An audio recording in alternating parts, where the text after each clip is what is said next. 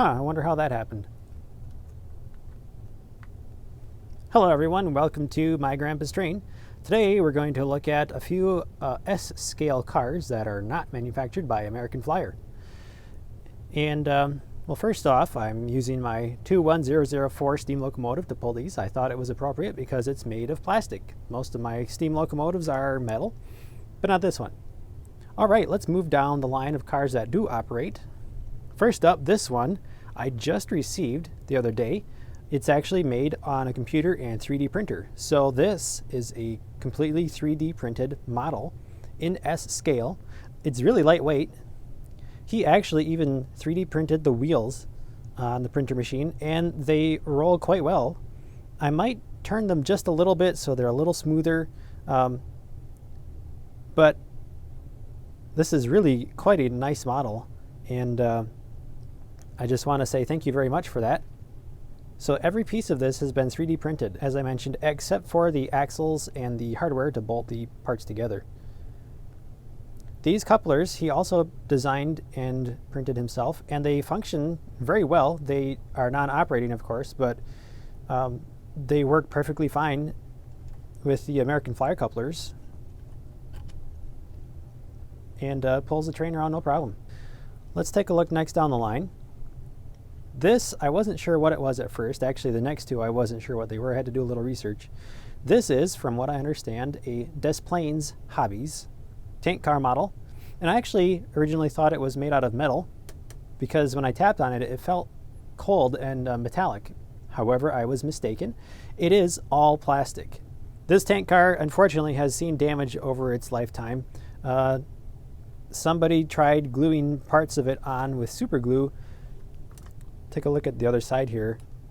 This side you can see there's a little bit more damage, and somebody attempted to super glue the hand railing on this side. The super glue doesn't react very well with this plastic, and it looks like it might have melted it, or it leaves a white residue. It's scratched. There was paint spots all over it. The frame is cracked because it's very, very thin. This car is unusual because it has plastic and metal wheels. Kind of weird, I thought. One of the trucks fell apart, and I don't know why. I believe the trucks are actually made out of Delrin plastic, which does not take to paint or glue. However, I found canopy glue seemed to help repair the trucks. These are actually supposed to be fully articulating trucks. One of them fell apart.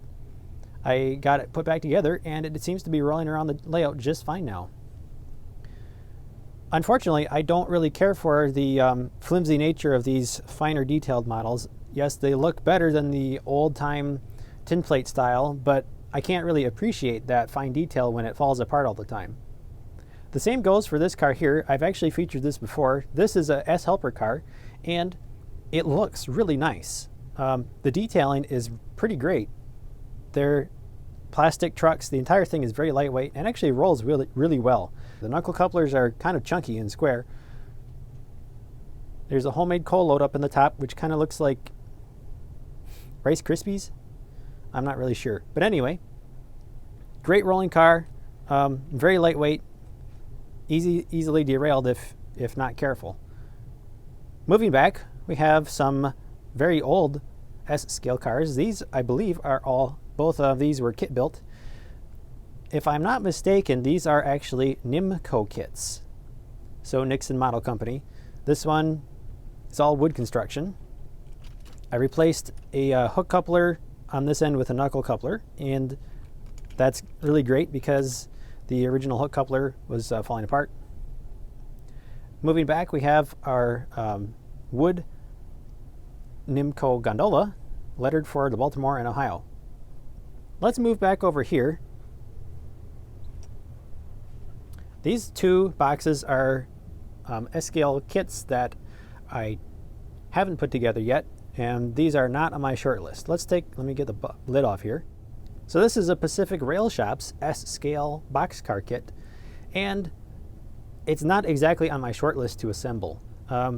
It's also a modern styled freight car. The modern freight and railroading equipment is not really my thing.